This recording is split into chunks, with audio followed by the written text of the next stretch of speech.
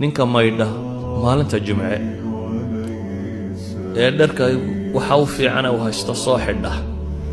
laba maalin ciidad jimca muslimku ee dabeetana udug hadii uu haysto soo marsada ee dabeetana jimca yimaada ee aan dadka ka dul taltallaabsanin buu nabigu yiri falam yatakhatta a'naq an-nas dadka aan jiirjiidin ee halkii ugu banaanay uu helo fariista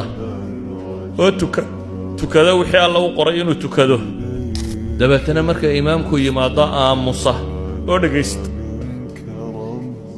كانت كفارة لما بينها وبين جمعته التي قبلها بنبو تاني waxay kafaara u tahay jumcadan iyo jumcadii ka horeysay wixii u dhaxeeyay idan jumcada wayn wada nimi laakiin isku mid ma aha jumcadeen mid baa goor hore yimi oo la mid ah nabigu yiri sidii nin neef gala sadaqadaystay